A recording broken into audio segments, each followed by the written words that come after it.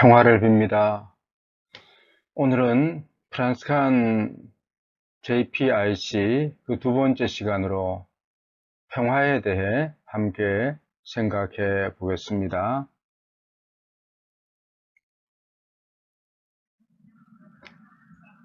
지난 시간에는 정의에 대해 공부하였죠.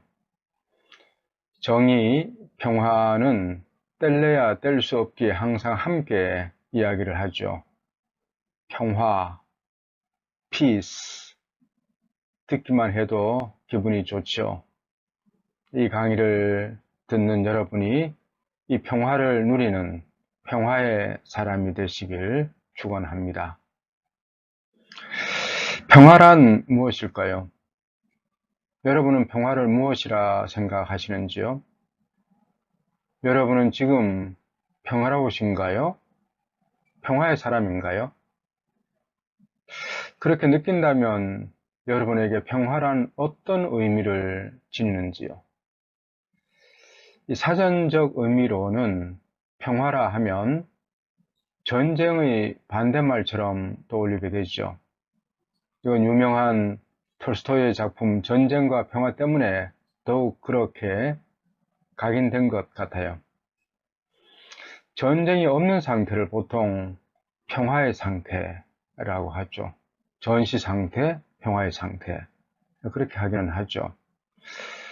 그러나 전쟁만이 아니라 평화는 마음이 불안이나 혼란, 초조함이 없이 평안한 상태를 뜻하기도 하고, 인간관계 안에서 갈등이나 차별이 없는 상태, 그런 상태를 말하기도 합니다. 예를 들면 종교의식 실태조사에서 많은 사람이 종교를 갖는 이유가 마음의 평안이라고 할 때 그런 상태를 평화라고 볼 수 있죠.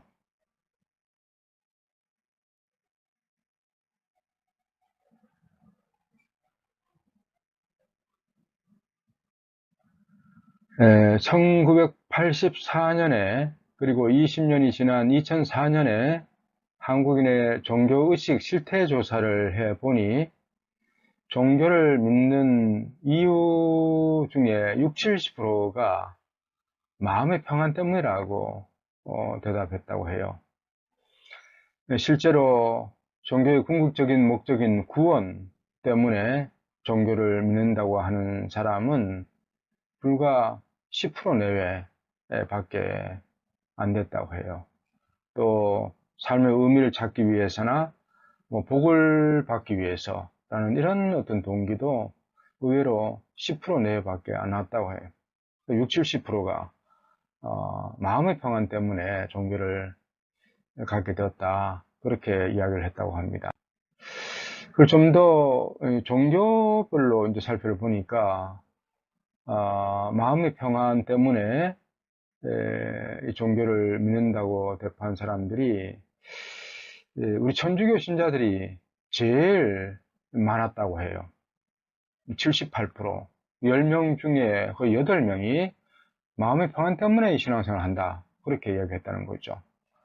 그 다음으로는 불교가 70% 정도, 그리고 개신교는 한 60% 정도, 그리고 개신교는 10명 중에 6명 정도, 불교는 10명 중에 7명 정도, 가톨릭은 10명 중에 8명 정도가 마음의 평안 때문에 신앙생활을 한다. 그렇게 응답했다고 합니다. 글쎄요, 이것을 어떻게 해석해야 할지 모르겠지만, 여하튼 마음의 평안이 현대인들의 주된 관심사요, 종교 생활의 이유인 것만은 틀림이 없는 것 같습니다. 그러니 평화 혹은 마음의 평안은 평화를 누리지 못하고 있는 현대인들의 실상을 보여주는 것이 아닐까 하는 그런 생각이 듭니다.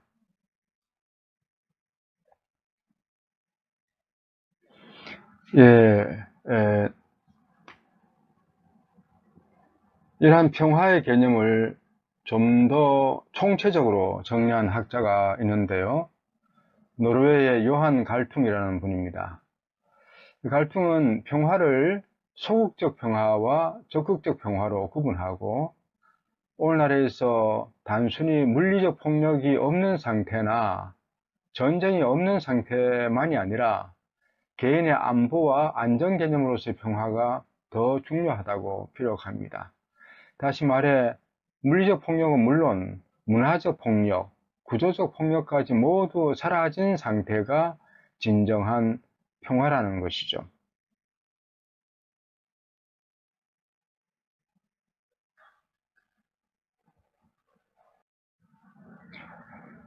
문화적 폭력이란 종교와 사상, 언어와 예술, 과학과 학문에 의한 폭력의 합법화와 용인 이런 것을 이야기를 합니다. 그리고 구조적인 폭력은 빈곤이나 억압, 인종차별, 사회적 불공정, 나쁜 사회제도, 잘못된 관습, 불평등한 경제, 나쁜 정치나 법률 이런 것, 양극화 현상이라든가 금수저 현상 뭐 이런 걸 이야기할 수 있겠죠. 이런 구조적 폭력까지도 평화를 억압하는 억압하는 상태다 그렇게 보는 거죠. 그래서 이러한 적극적인 평화 개념을 기반으로 1994년에 이제 인간안보라는 개념이 생겨나게 되는데 국제연합 개발계획이 제시한 새로운 안보 개념입니다. 이 안보의 궁극적인 대상을 인간으로 보는 관점이죠. 국가가 아니라 그죠. 전쟁의 위협과 같은 국가적 안보는 물론이고 경제적 고통으로부터의 자유, 삶의 질, 자유와 인권 보장 등을 안보의 개념으로 폭넓게 포함시키고 있습니다. 한마디로 갈등에 의하면 평화란 인간의 기본적인 욕구를 모독하는 온갖 폭력 행위에서 자유로운 상태를 뜻합니다. 즉, 이제 생존에 대한 욕구를 모독하는 것, 전쟁이죠. 전쟁은 생존을 위협하는 게 되니까, 그죠? 그리고 생존에 대한 욕구를 모독하는 것, 그리고 복지에 대한 욕구를 모독하는 것, 경제 제재라든가 이런 거죠. 그리고 정체성에 대한 욕구를 모독하는 것, 여성 차별이라든가 이런 거. 그리고 자유에 대한 욕구를 모독하는 것, 감금하는 것, 이런 것을 이야기하죠.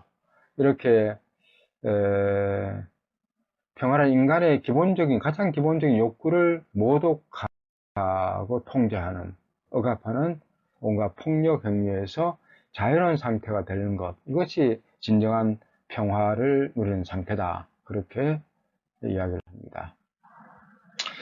그렇다면 우리 그리스도교에서 이야기하는 평화란 어떤 의미를 지니고 있는 걸까요?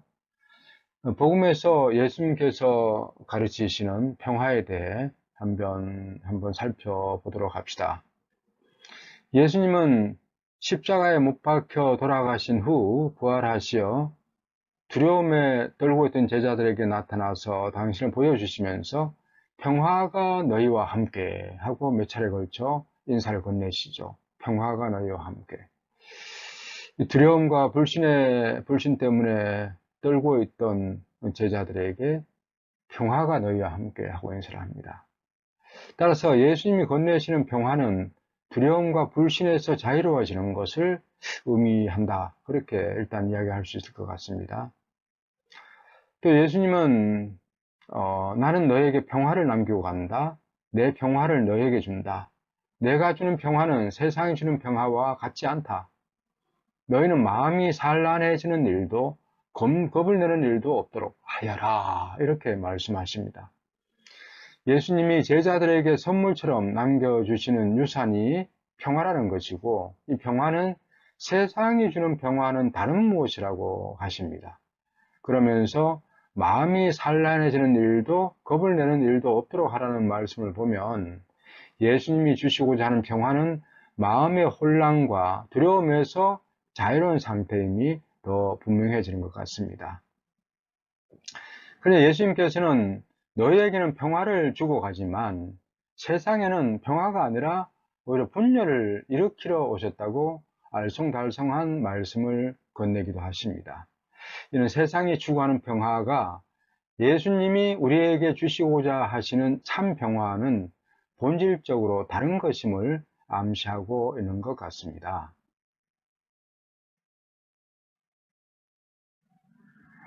자, 이러한 것을 전제로 하고 이제 평화의 사도라고 불리는 아시시의 성 프란치스코는 평화에 대해서 어떻게 생각하는지 살펴보도록 합시다. 먼저 프란치스코는 자신이 창설한 수도회, 즉 작은 형제회의 모토를 박셋 보눔, 즉 평화와 선으로 정하였습니다. 따라서 프란치스코는 자신과 자신의 제자들이 하느님의 평화와 선을 전달하는 사람이라는 그런 소명의식을 가지고 있었다고 이야기할 수 있겠습니다. 가령 성 베네딕토는 모토를 오라 엣 라보라, 즉 기도하고 일하라로 정했다면 그것이 수도 성들의 소명으로 본 것이죠. 따라서 프란스칸 하면 평화가 첫 번째 소명이 되는 것이죠. 이름으로만 본다면 평화가 우리 프란스칸 JPIC의 핵심이라고 볼 수 있습니다. 평화가 중심되어서 인간과의 관계 안에서 정의가, 또 피조물과의 관계 안에서 선이 나오기에 평화는 정의와 창조 질서 보존을 위한 가장 기본이 되고 중요한 마음 상태라고 할 수 있겠습니다.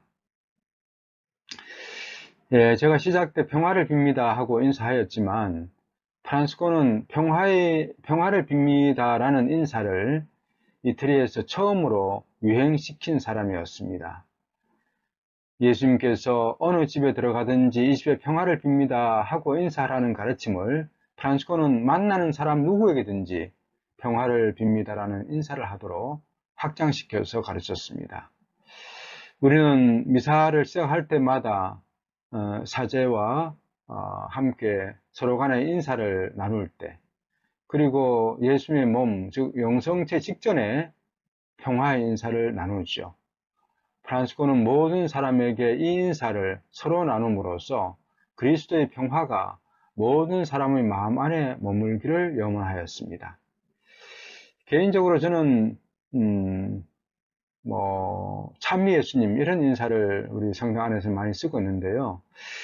이 인사는 우리 교우들끼리만 가능한 인사죠.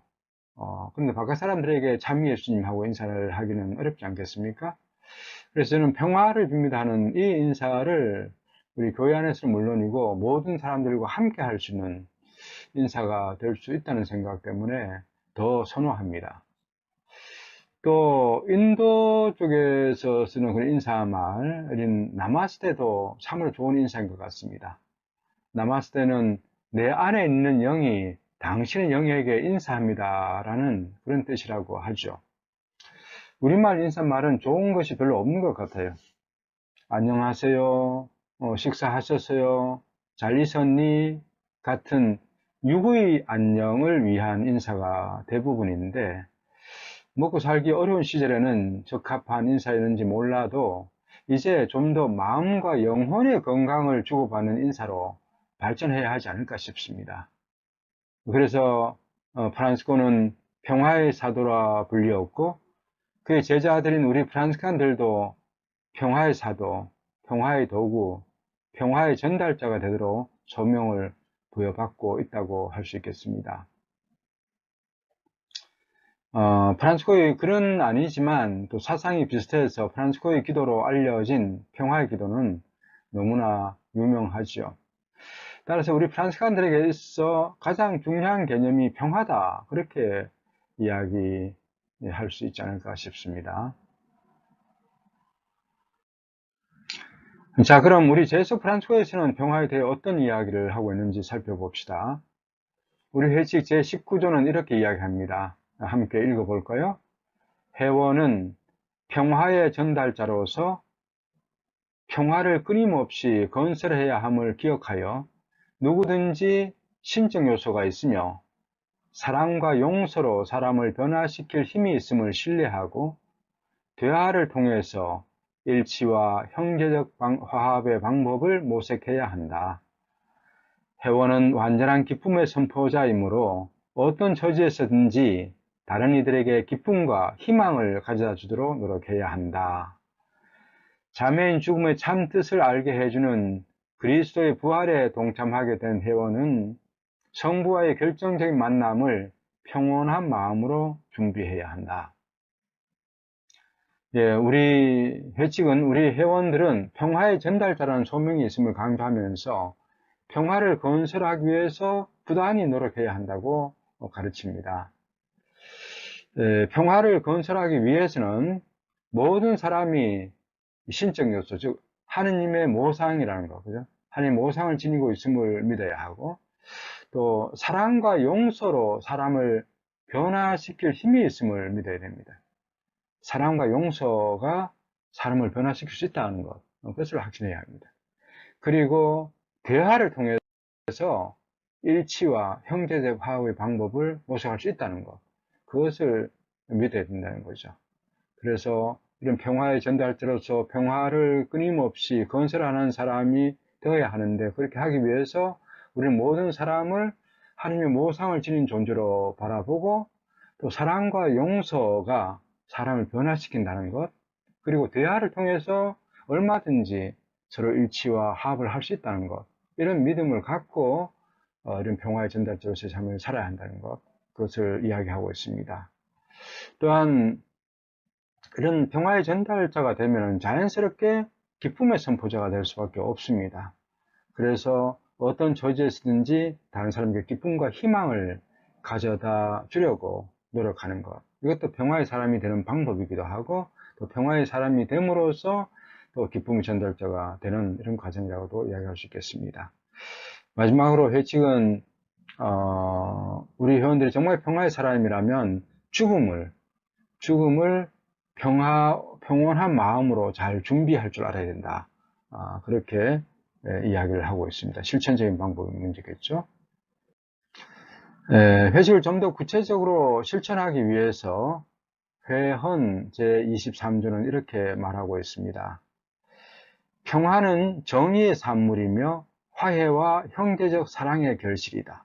참 아름다운 진술이 나오죠. 평화는 정의의 산물이며 화해와 형제적 사랑의 결실이다. 회원은 가정과 사회 안에서 평화의 전달자가 되도록 불림을 받았다. 평화의 사상과 행동을 제안하고 확장하는 일에 힘쓴다. 각자의 창의력을 발전시키며 교황성화와 지역교회 및 프란스칸 가족이 주도하는 일에 개인별, 형제별로 협력한다. 평화를 증진하는 운동, 단체의 참된 의도를 존중하여 협력한다. 무엇보다도 먼저 회원은 이 평화가 정의의 산물이라는 것, 그리고 화해와 형제적 사랑의 결실이라는 것, 이것을 강조를 하고 있습니다.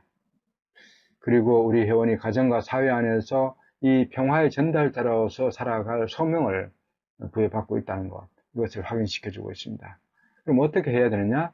구체적인 실천 지침으로서 세 가지를 이야기하는데, 하나는 평화의 사상과 행동을 제안하고 확장하는 일에 힘써야 된다는 것, 그리고 각자의 창의력을 발전시키면서 교황성화와 지역교회, 또 프란스칸 가족이 주도하는 평화와 관련된 이런 어떤 활동에 개인별로 또 형제별로 협력해야 된다는 것, 그리고 평화를 증진하는 운동, 단체의 참된 의도를 존중하여 협력해야 한다는 것.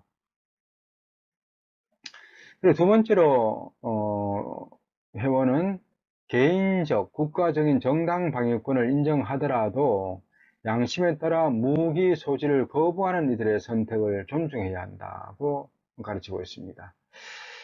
무기 소지를 하지 않은 것, 이것은 우리 초기 제속 프란스칸들에게부터 굉장히 중요한 어떤 부분이었습니다.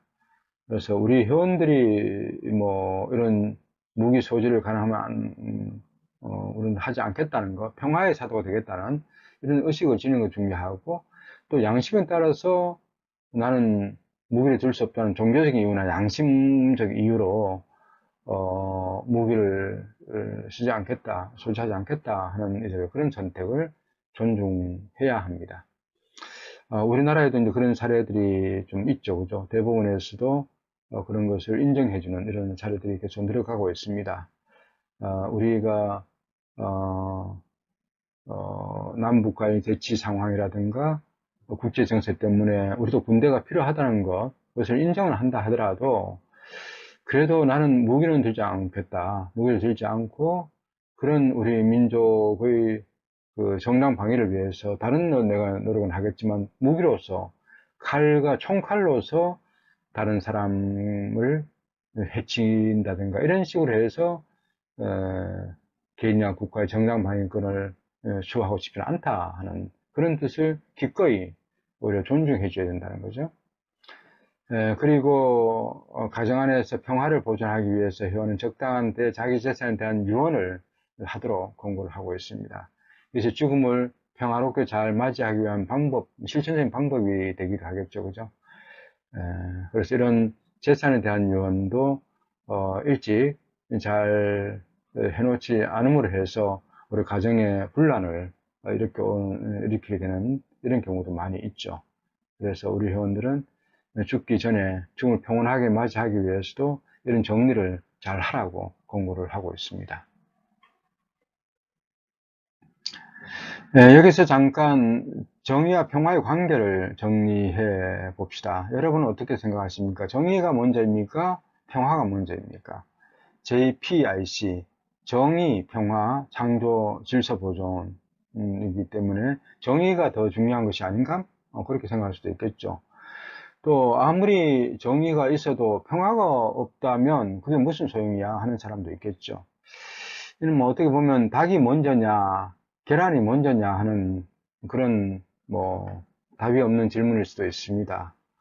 또 아이들에게 엄마가 더 좋아 아빠가 더 좋아 하고 묻는 것과도 비슷하다고도 할 수 있죠.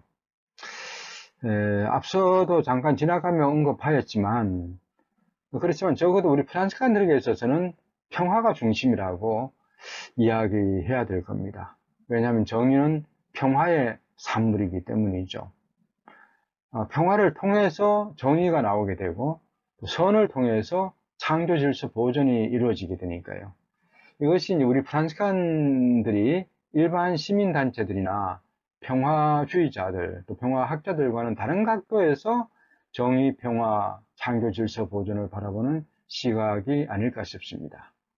그래서 우리 프란치칸들에게 있어서 JPIC를 이야기할 때 평화를 중심에 놓고 인간관계 안에서는 그 평화가 정의로 발전하게 또 피조물과의 관계 내에서는 그것이 선으로 발전할 수 있도록 하는 것이 우리 프란치칸 JPIC의 핵심이다. 그렇게 정리할 수 있을 것 같습니다.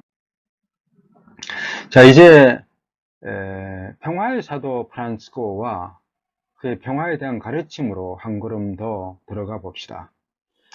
앞에서 언급한 평화의 인사로 평화의 전달자로서의 성소를 살아간 프란치스코의 그 평화의 사도로서의 면모를 가장 잘 보여주는 두 가지 사례를 살펴볼까 합니다.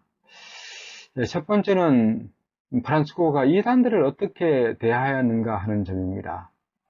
중세 역사를 통해서 이미 우리가 잘 알고 있듯이 중세 가톨릭 교회는 이단자들을 가장 큰 적으로 여겼죠. 그래서 교회의 가르침에서 조금이라도 위배되는 말과 행동을 하면 마녀 사냥하듯이 그를 이단자로 몰아 화형에 처하기가 일쑤였죠.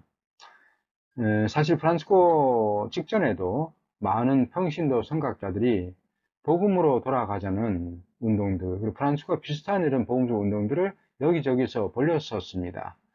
그러나 이들은 많은 경우 교회와 성직자들을 비판하기 시작했고 교회를 등지기 시작했죠. 이에 교회는 무자비한 칼로 이들을 처단하였죠. 마치 우리 군부 독재 시절에 민주화 운동을 벌인 수많은 열사들이 고문당하고 죽임을 당한 것과 비슷하다고나 할까요? 여하튼 이러한 시절에 프란치스코는 교회의 발할에 순종하면서 복음적 생활을 시작하였습니다. 성직자들을 비판하지 않았고 교회를 비판하지도 않았습니다. 그도 묵묵히 복음을 철저히 살아갔습니다.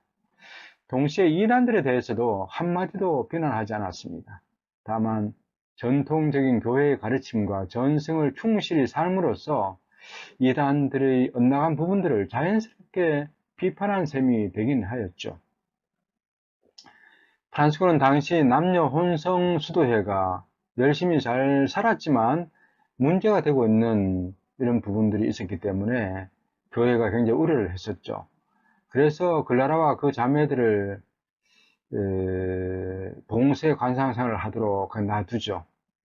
교회의 가르침에 철저히 순종하면서도 충실히 복음을 살아감으로써 교회와의 평화 가운데 교회와 성직자들을 회심의 길로 이끌었고, 또 동시대의 도미니칸들은 이단들의 개종과 단죄에 초점을 맞추었지만, 우리 프란시칸들은 정통신앙을 철저히 살아가는 것으로 이단들을 회도하게 만들었고, 또 신자들을 그래서 이단에 빠지지 않도록 만드는 것, 이것이 프란시칸들이 한 주 사도직 활동이었다, 그렇게 얘기할 수 있습니다. 따라서 이단이 적이 아니라 오류에 잠시 빠진 형제로 바라보면서 그들이 교회의 품으로 다시 돌아오게 억압하지 않고 삶의 모범으로 회심케 한 것, 이것이 평화의 사도로서의 프란치스코의 모습이 아닐까 생각해 봅니다. 또 하나는 이교도들, 즉 사라센인들을 대하는 자세이죠.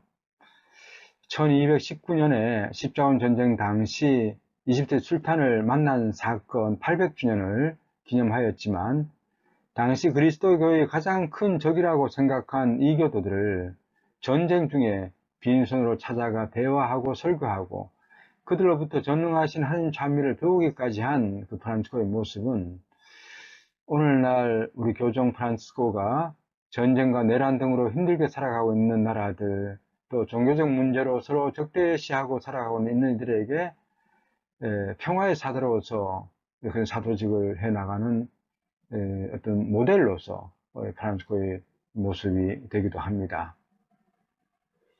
이렇게 이단들을 대하는 자세와 그 당시에 그리스도의 가장 큰 적으로 여겼던 이교도들을 대하는 그런 프란치스코의 자세야말로 프란치스코가 얼마나 평화의 사람이었고 진정한 평화의 사도였는지를 보여주는 그런 모습이라고 이야기할 수 있겠습니다.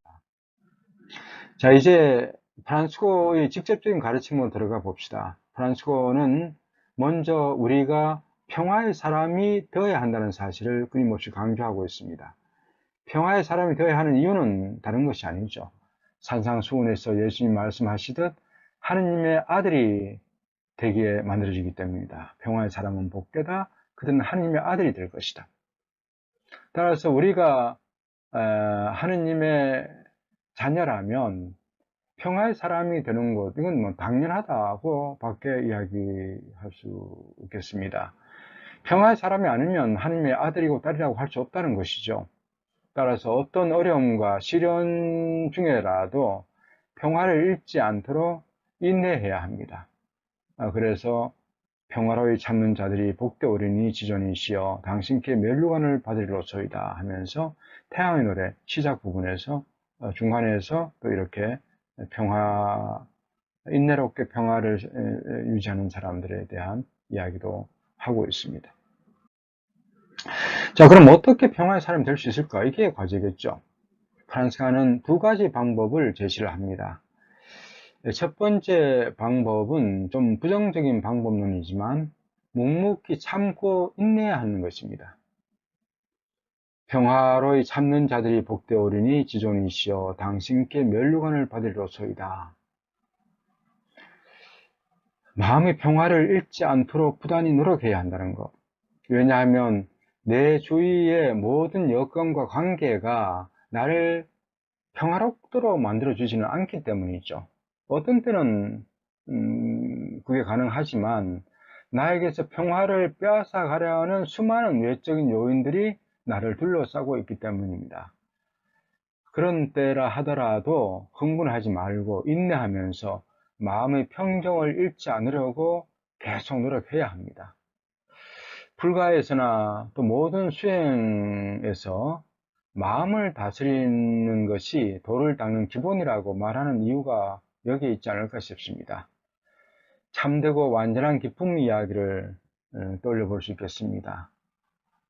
프란치스코는 이 마음의 평화, 참된 평화와 기쁨은 인내에서부터 비롯되고 거기서 참된 기쁨이 솟아나온다는 것을 이 참되고 완전한 기쁨의 이야기를 통해서 우리에게 가르쳐 주고 있습니다.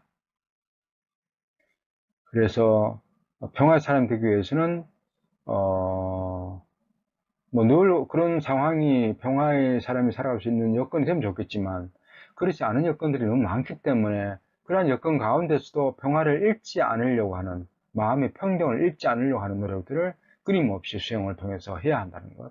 이것이 평화의 사람이 되기 위한 첫 번째 방법론이다. 그렇게 이야기할 수 있겠습니다.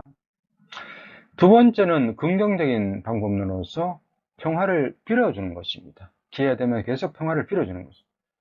참으로 평화를 바라는 사람은 평화를 빌어줘야 합니다.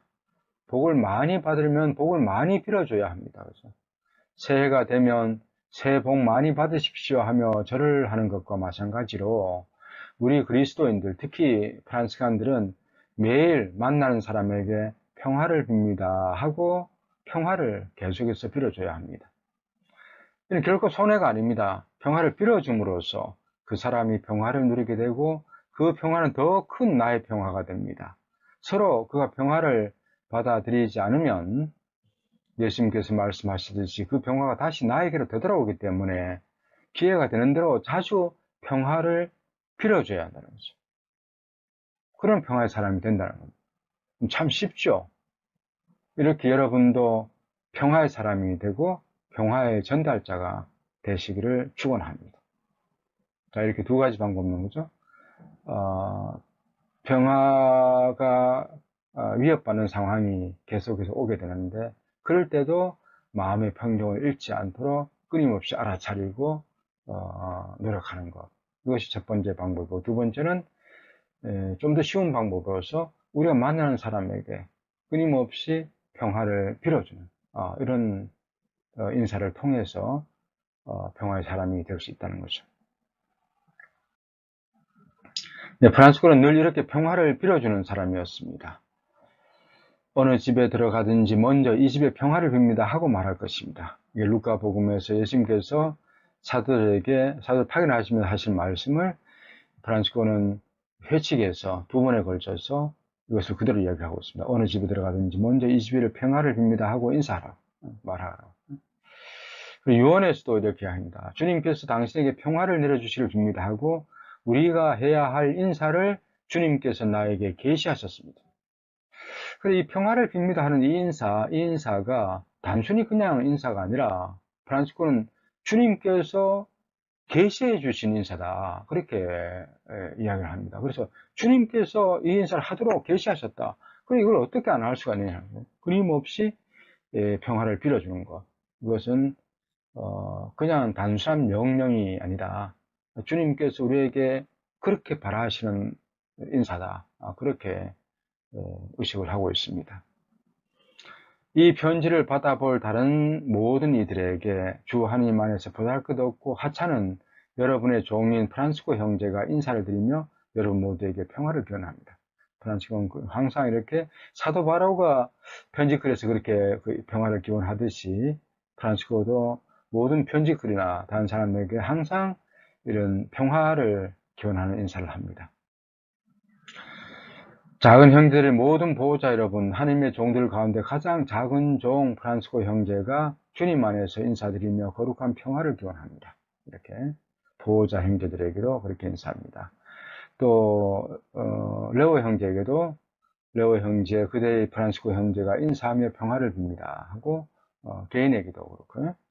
또 레오 형제를 축복하면서도 당신의 얼굴을 형제에게 돌리시어 평화를 주시기를 빕니다 하고 평화를 빌어주죠. 성인의 첫 번째 전기 작가인 토마스 셀라노는 이렇게 이야기를 합니다. 그는 설교할 때마다 하나님의 말씀을 모든 사람에게 전하기 위해 항상 먼저 평화를 기원하였다.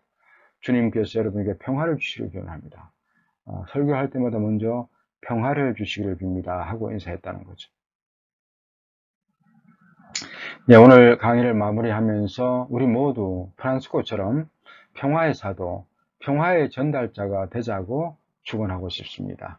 그러기 위해서는 내가 먼저 인내로서 평화의 사람이 되도록 계속 노력하고 또 평화를 끊임없이 만나는 사람에게 평화를 빌어주고 또 빌어줌으로써 평화의 사도가 되고 하나님의 아들, 딸이 되고 하나님 나라의 면류관을 받게 될 것이기 때문입니다.